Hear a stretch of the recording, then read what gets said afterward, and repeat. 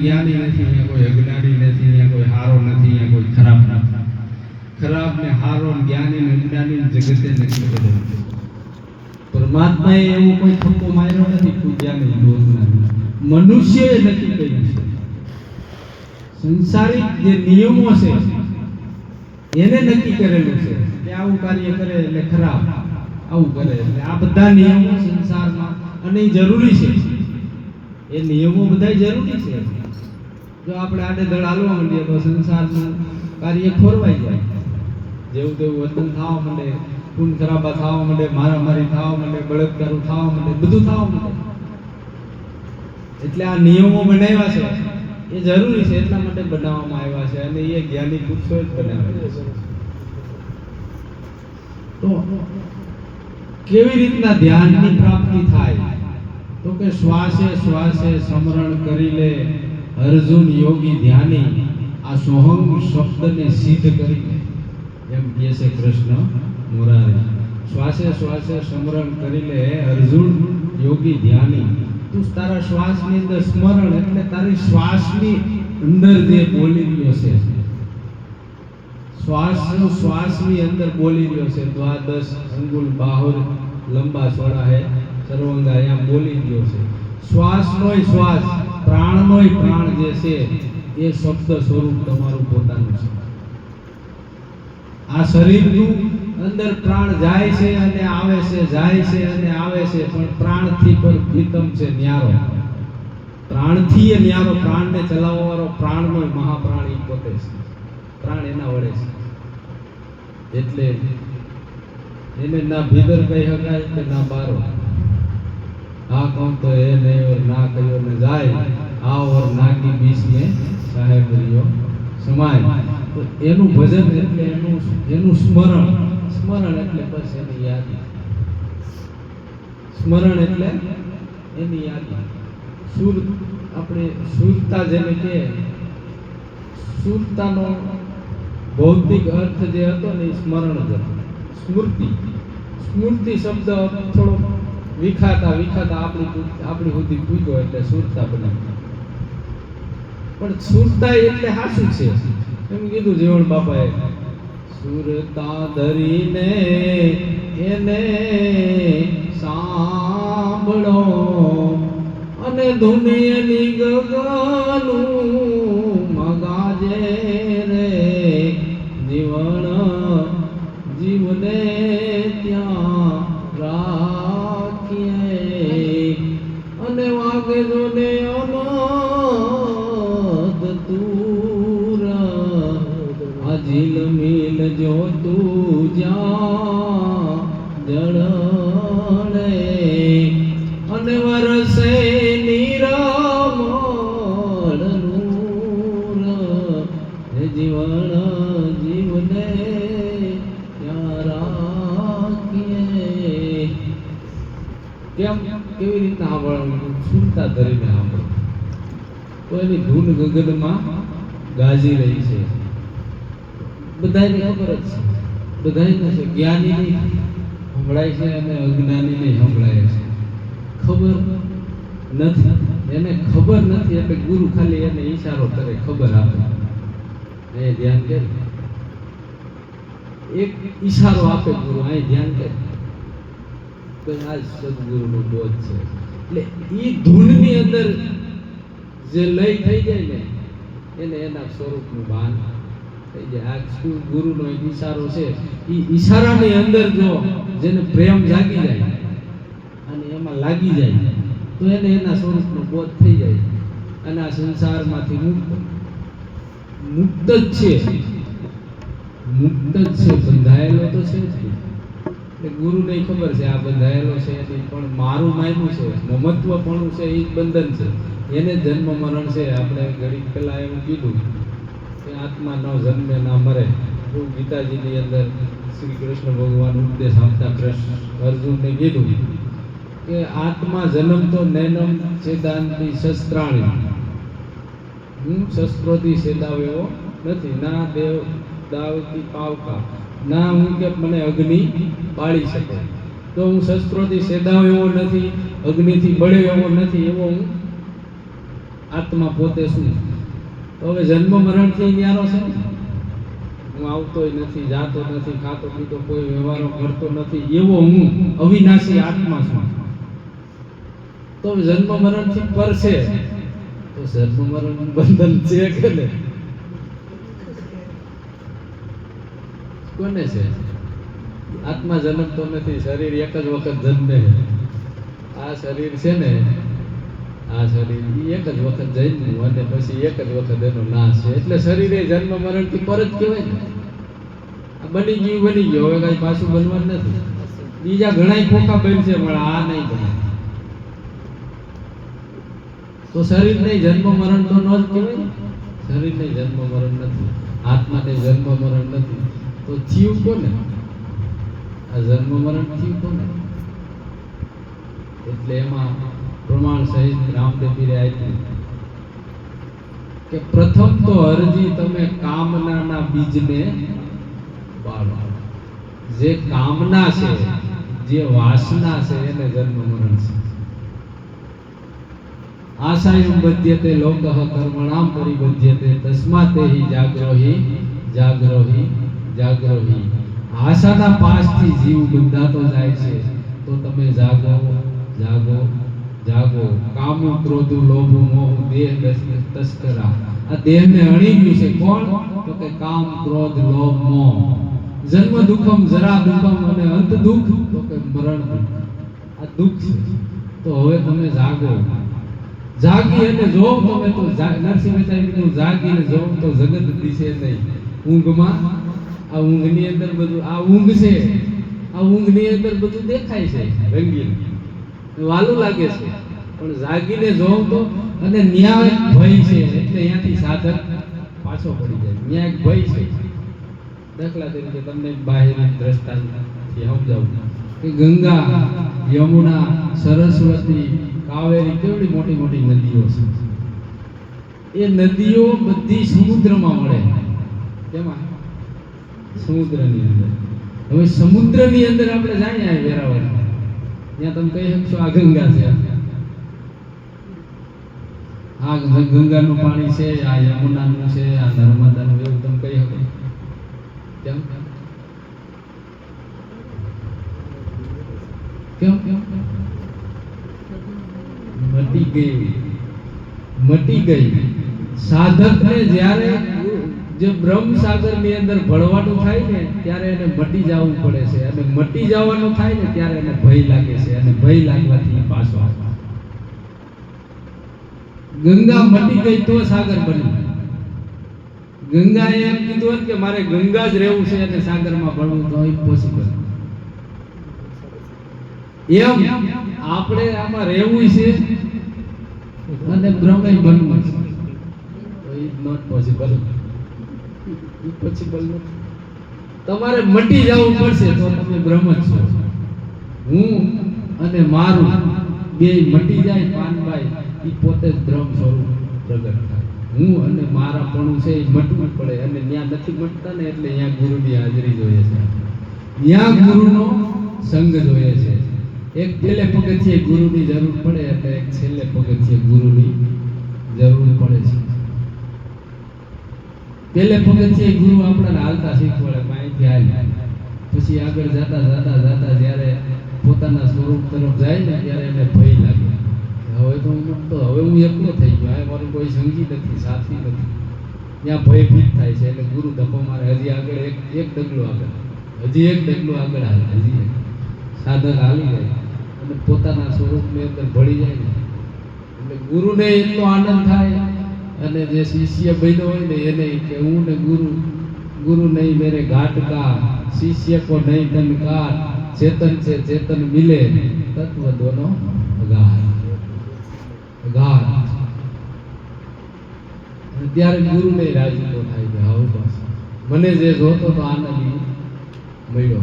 એવું ગોતે ગુરુ જગતની અંદર, એવા સાધકોની ગુરુને તલાશ. એટલે ધીમે ધીમે ધીમે ધીમે કરતા ગુરુ છે ને બધું છોડાવતા જાય. શરૂઆતમાં તેમ કે આ કહે આ પકડ, આ પકડ, અહીંથી આ પકડ, એમ કે ડાયરેક્ટ નો એ કઈ છૂટે એમ નથી, પણ ધીમે ધીમે એટલે ઊંધેડો કેમ ફૂંક મારતો જાય એમ ગુરુ છે ને એ કામ કરે છે. ધીમે ધીમે ધીમે ધીમે ધીમે ધીમે એવા સારા સાધકો હોય એને તરત જ પહોંચાડી જાય છે. પણ એટલી બધી એની પાસે તીવ્રતા હોય, એટલી બધી એની પાસે મુમુક્ષપણા હોય, એટલી બધી એની પાસે જિજ્ઞાસા હોય તો એને તરત જ કહી દે આ બધું કરી દખાની જરૂર નથી તારે. પણ બધા સાધકો માટે એ નથી. એવા પ્રખર સાધકો એમ કે આ તારે આ દખાની જરૂર નથી, તું પોતે જ બ્રહ્મ છો, આનંદ કે. અને એને સમજાઈ જાય છે. જનકને જ્યારે અષ્ટાવક્ર કીધું એટલે અષ્ટાવક્ર જનકની સભામાં આવ્યા ને ત્યારે જનક રાજાએ એ સભાની અંદર જ્ઞાન ચર્ચા કરવા માટેના 2000 પંડિતો ભેગા કર્યા. જનક અને એને એક સ્વપ્ન આવ્યું અને સ્વપ્નની અંદર એ ભિખારી બની ગયા. અને ભિખારી ખાવાથી 3 દિવસ એને ખાવાનું નહોતું મળ્યું સ્વપ્નમાં. અને કોઈ એક રોટલીનું બટકું આપ્યું અને એમ ખાવા ગયા અને કોઈએ ધક્કો માર્યો અને પડી ગઈ અને ઊંઘ ઉડી ગઈ. અને જનકે જોયું તો મહેલમાં અચંબિત થઈ ગયા, ઊભા થઈ ગયા અને બધાને બોલાવ્યા કે આ હાચું કે પેલું હાચું, આ હાચું કે પેલું હાચું. પ્રશ્નનો કોઈ જવાબ જ ન આપ્યો. એમાં અષ્ટાવક્રના પિતાજીને એમાં જેલમાં. એટલે અષ્ટાવક્ર ગયા એ સભાની અંદર. એટલે અષ્ટાવક્ર તો આમ 8 અંગથી આમ તેડા મેળા હતા વાંકા. એટલે સભાએ બધાએ જોઈ અને હસ્યા. જનક રાજાએ હસ્યા અષ્ટાવક્રને જોઈ અને આખી સભા હતી હસીને એની સાથે જનકે હસ્યા. અને જનક હસ્યા ને પછી અષ્ટાવક્રે હસ્યા. 11 વર્ષની ઉંમર હતી અષ્ટાવક્રની. અને અષ્ટાવક્ર હસ્યા ને એટલે જનકે એમ કીધું, જનકે પૂછ્યું કે આ બધા હસ્યા તો મને સમજાવું, પણ તું કેમ હસ્યો બાળક? બાળક કીધું તું કેમ હસ્યો? તો કે આ સમાજની સભા તું ભેગો કરીને બેઠો ને તારે બ્રહ્મ જ્ઞાનની ચર્ચા કરવી, સાંભળું જોયું એ સભા. આ સમાજની સભા કે સાંભળિયાની સભા ભેગી કરીને તું બ્રહ્મ ચર્ચા કરવા બેઠો. એટલે જનકને એમ થયું કે હું એ હસ્યો તો એને દુઃખ તો થયું અંદર. અને વાત તો એ કે આ સાચી જ કરે છે. એટલે બોલી કે જનક તારો શું પ્રશ્ન? અષ્ટાવક્ર તને સપનું આવ્યું તું સપના ભિખારી થઈ ગયો તો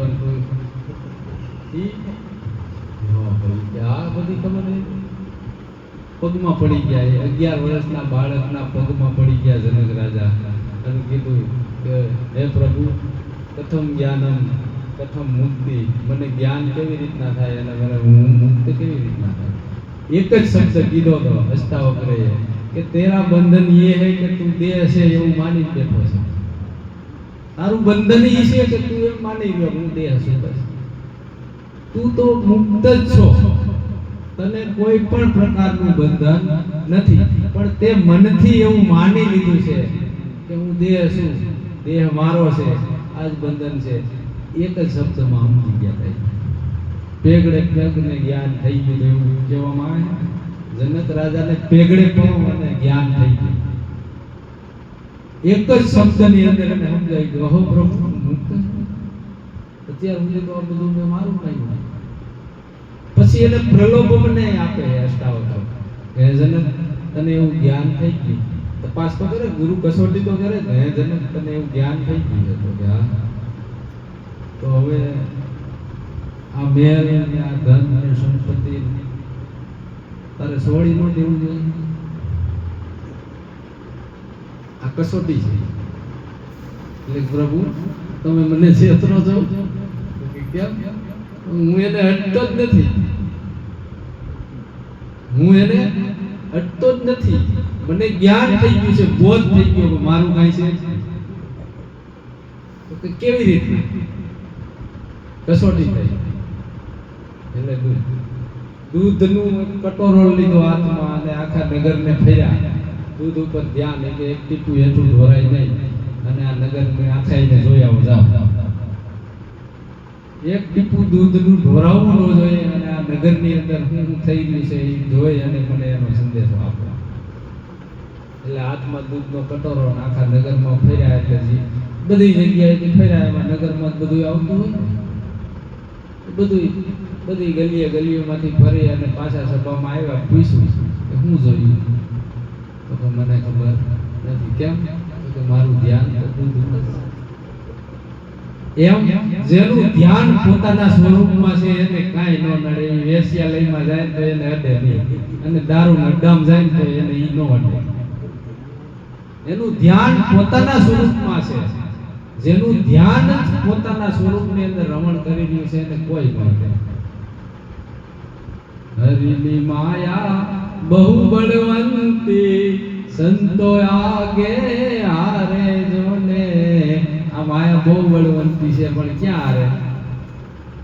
બાજીગરની બાજીને આ જંબુરો બહુ જાણે જોને. બાજીગરની બાજીને જાણી લીધી, એને ઓળખી લીધી છે કે આ બધી મારી માયા છે. એટલે સરદાર બાપુએ બહુ સરસ અનુભવની વાત કરીને એમ કીધું, आप में आप समाऊं मैं, किसी का गुण गाऊं.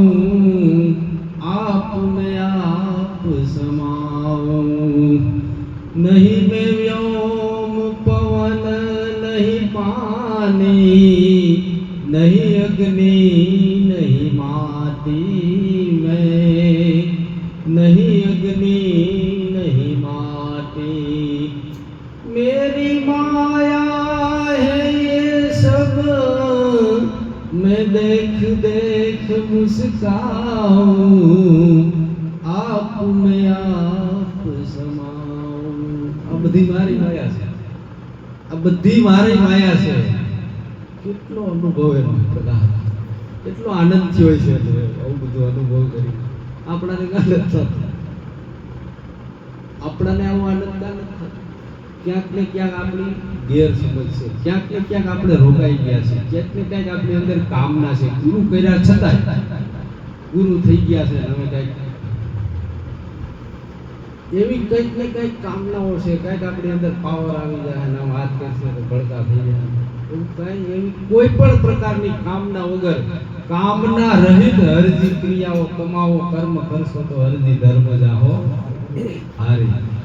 કામનાઓ રહિત તમે ક્રિયાઓ કમાવો, જગતમાં ફરો, જગતનો એકેય દાગ ના લાગે. તમને કોઈ કામના જ નથી, તમારી અંદર કોઈ વાસના જ નથી, કેનો દાગ લાગે? એનો ભય લાગે. ભગવાન બુદ્ધના એક શિષ્ય હતા ને એ નગરની એક વેશ્યાએ આજનું આમંત્રણ આપ્યું. એટલે એનું શ્રુણ નામ હતું, રાજકુમાર હતા, બહુ સુંદર હતા. એટલે એ વેશ્યાની પણ મોહિત થઈ ગઈ અને એને ભેગા 4-5 બીજા પણ ભગવાનના સન્યાસીઓ હતા.